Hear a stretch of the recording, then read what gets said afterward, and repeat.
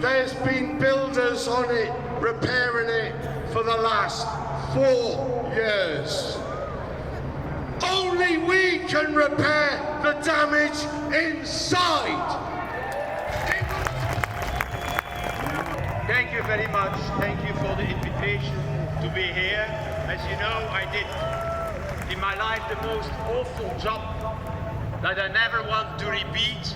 That is to negotiate a Brexit. The most negative experience in my life. And I will never again do it. So I was looking to that statue behind you of a man, the greatest British politician that you ever got. He was a liberal, a conservative, a little bit of both. But I know one thing, he would never, Winston Churchill, have done what the Conservatives are doing now in this country and to you. And if he was still alive, if that statue will move, the first thing he will do was to bring Britain back in the European family. So, I wish you all the success with your movement. Don't give up. We in the European Union will welcome you back. We will reform together. Now we've got the situation where the Financial Times, and I urge you to look it up on YouTube if you haven't seen it, the Financial Times, you know, those well-known Marxist wokenauts, have produced a video explaining the damage of Brexit now. We've raised trade barriers that mean we can't export some things, not just to the EU, but the US as well. Also, what we can export, Brexit red tape's expensive, you know. So the profits are lower. But what do we tax? The profits. If we've got lower profits, we have lower taxation. And they tell us that the only way to plug this gap is to squeeze public services and your incomes, when if they lowered the trade barriers, we could sell more profitably, raise more taxes, and we wouldn't have to put public services.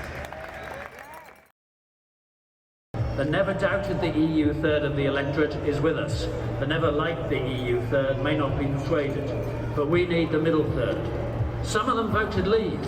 Some of them were motivated to save the NHS. Here are my pleas. Please don't abuse them. No one ever got persuaded by being abused. Please let's not say to them, you were fooled. If we tell someone you were an idiot in 2016 and then ask for their support, we're trying to appeal to their intellect which we've just rubbished. That will not work. Let's make sure we don't abuse and we don't patronise. Those are my pleas. If we're obsessed with treating many of the population differently, then that could be a solid mass of the population that will not support this cause. That was 2016. Let me tell you something about 2016. We can't win the 2016 referendum. Stop fighting it. But we can win the referendum in the 2020s. We need to be an inclusive and forward-looking movement where everyone is welcome, however they have voted in the past. We need to work together to rejoin, as a united kingdom, rejoining together. Thank you. We are Europeans. We've been helping to build the EU for decades. In my area, science, we were building that programme. We were inventing parts of it. We were leading parts of it. Our innovation and European innovation were interwoven. That was the opportunities for our youth, for our young scientists, for our institutions. We were leading the world by being in that European hub. And do you know what happened from 2016 to 2020?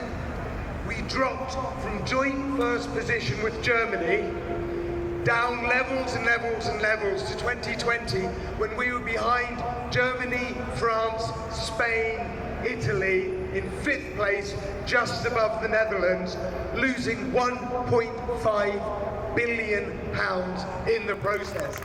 The fact is, we already know that we won this debate in 2019. The majority voted for parties that were committed to a second referendum. So if all votes had counted equally, we would still be in the EU.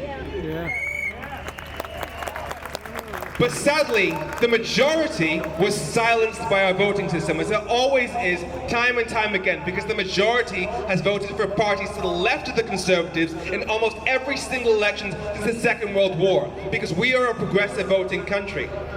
Which means that if at the next election, which believe me, must come soon,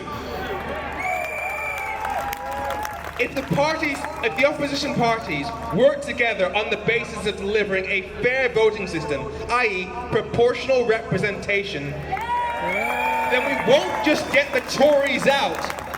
We will get a better politics that reflects the progressive voting country that we actually are. And that means progressive policies on the NHS. That means progressive policies on wealth, on taxes. That means progressive policies on regional equality. That means progressive policies on devolution. That means progressive policies on LGBT, gender and racial equality. That means progressive policies on climate change. That means progressive policies on our country's place in Europe.